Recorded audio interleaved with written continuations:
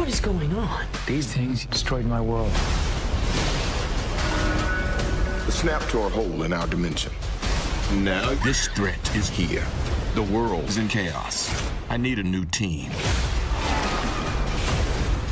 I need an Avenger. What about Thor? Off-world. Doctor Strange? Unavailable. Captain Marvel? Don't invoke her name. Mr. Stark trusted me. I am not gonna let him down.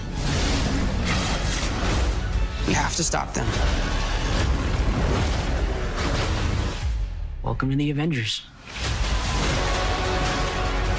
You got gifts, Parker. The world needs that. I've got this.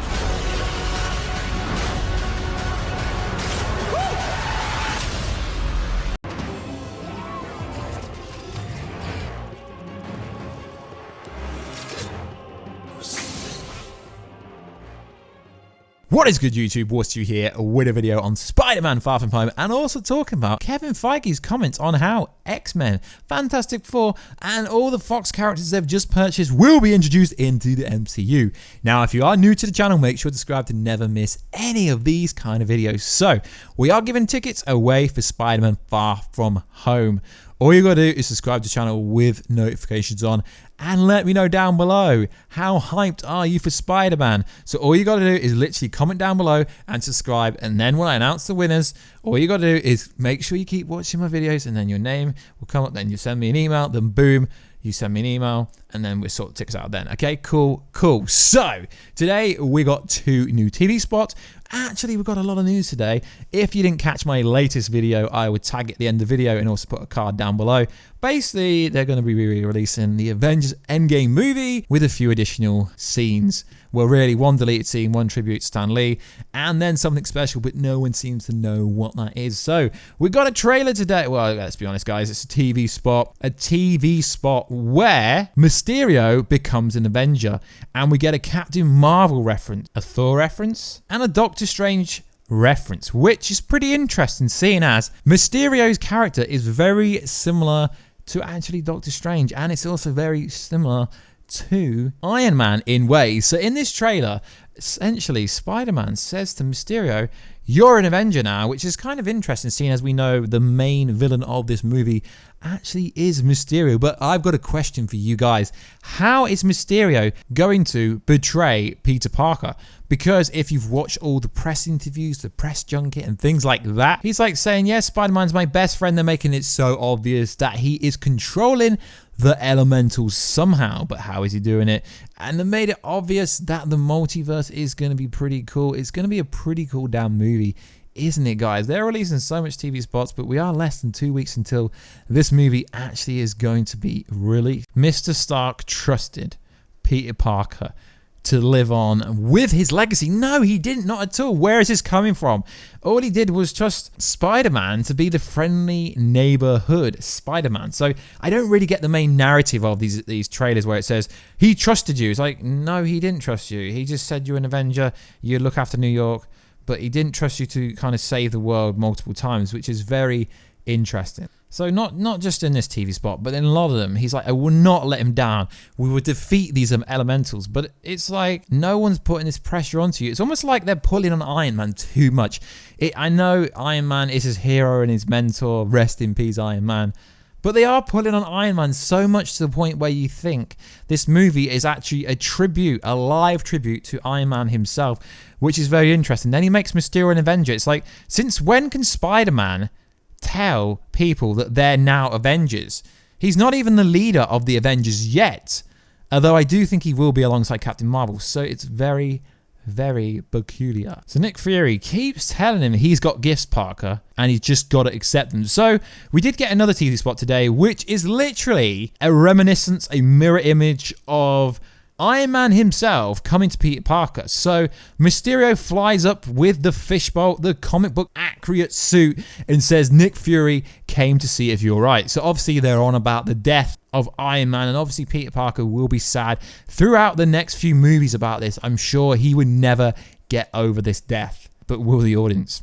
probably not. But he's like, Nick Fury felt bad for snapping at him. He's like, you guys have sarcasm on this universe? He's like, yeah. So the main narrative of this part of the TV spot is he didn't think he had to save the world this summer. He just wanted to be a general kid, go on a field trip, have some fun with MJ. And it's almost like the whole world is dependent on him. It's very interesting. And it's going to be a very character development driven movie, which could make or break Tom Holland's version of Spider-Man. So I am really looking forward to go and watch the movie very soon, as sooner than you guys actually think. So Mysterio's chemistry with Peter Parker, obviously Jake Gyllenhaal and Tom Holland, they look like they actually get on pretty well. They look like they can work together. He's like, I like you, kid. Part of me wants you just to let you go off and do whatever you want. But the other half is like, bro, I need your help. But the funny and the not so much of a twist, because literally everyone watching this will know this, is Mysterio is creating these elementals. And he's like, yeah, we're just about to face something massive. It's like, Mysterio, the half of the audience already knows you are the villain, you are creating these. So it's going to be very interesting. I'm really interested to find out very soon what the betrayal will be. How would he betray his supposed friend Peter Parker in this movie? It's going to be very damn interesting to find out. So obviously Peter Parker is always worried about his friends. He doesn't want them to get hurt.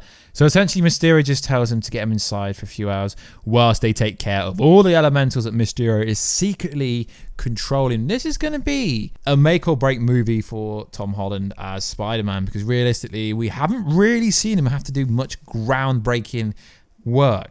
Now, he has said recently during a press junket that he had to do double the action scenes in this movie over any other roles when he's played Spider-Man. So that is very freaking interesting. So I'm really interested to find out what is actually going to happen. So if you guys want to go watch the movie, go watch it. We are giving away tickets on the channel. All you got to do is subscribe to the channel and let me know down below what is going on with this movie. And obviously we'll pick a winner just before it comes out. So that is it for this part of the video. So obviously, Kevin Feige has been talking about stuff recently. So Marvel Studios head explains how the Fox characters will be introduced. So Marvel Studios president Kevin Feige recently confirmed that while discussion of the possibilities have been going on for years, it will all come down to the stories the studios want to tell. Because just because they got the X-Men, the Fantastic Four, does not mean they can introduce them whenever they want. There has to be a strategical plan. Marvel does plan 5 to 10 years ahead, so they know exactly, but they're not going to tell you anything to Disney 23 realistically, and maybe some minor stuff at San Diego Comic-Con. So he said this: it's still early days, but it's fun, being a fun exercise. And it's one, by the way, that we've been doing for years. Feige shared with Fandango. Early development meeting starts with cool ideas and fun ideas, and our wheels are always turning in terms of what if, to use a Marvel publishing term. What if we did this? What if we did that? What if we had access to such characters? That's how Spider-Man Homecoming came together in the first place.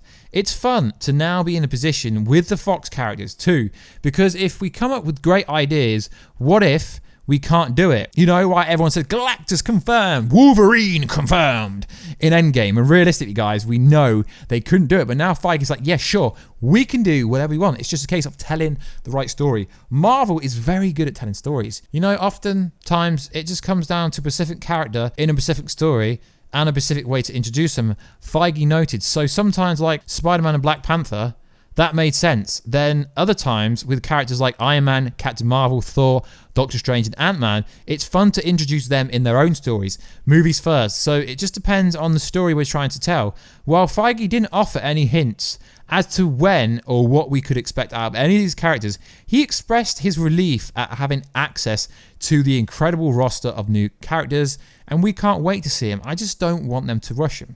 It's great to finally have what most companies hold a lot of intellectual property have, and it's access to all those characters the producers confess. We were one of the few companies that has a lot of characters but didn't have access to a whole bunch of them, and now we do. It's wonderful. They're back in the sandbox, in the toy chest. And now, as ideas come up, with the opportunities come up, we can utilize them, which feels very nice. So, though Mr. Kevin Feige, head of Marvel Studios, didn't really confirm anything, he did confirm there is a plan there. It's just a case of telling the right story, doing the right thing, being in the right position to align. And as we know, Marvel just don't randomly make movies for no reason. So whenever we do see the Fantastic Four, X-Men, Deadpool inside a Marvel filmed, Marvel published, Marvel made movie, it's just going to be euphoric. It's going to be epic. Whenever we do see it, whether it take to 5 years till we get to 2022 or 2023 or 2024, it's just going to be great for Marvel fans to maybe have Spider-Man one day interact with Wolverine, etc. It's going to be so freaking cool. So like always, guys, let me know what you think. How is Mysterio going to betray Spider-Man? That is going to be an emotional scene, because the scene in the trailer, it's similar to him like talking to Iron Man. That is why I said Iron Man scene, because it literally is a parallel, a mirror image of the Iron Man scene. And what do you think about Kevin Feige's ideas?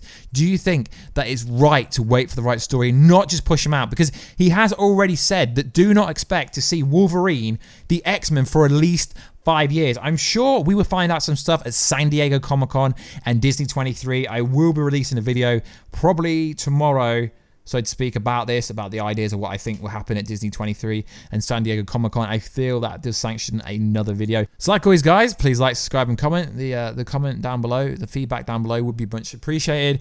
We are still a newish channel. Yes, we've been on YouTube a few years now, but we're growing, we're learning, we're trying different things, we're trying to grind and all that kind of stuff, and I very much appreciate what you guys allow me to do. It is so cool to put out content and have hundreds, if not thousands, of people view my videos. I really would like more engagement down below in the comment section, the likes, the dislikes, the comments. That would be freaking awesome. So like always, guys, please like, subscribe, and comment, and I will catch you in that next video very soon. Catch ya later.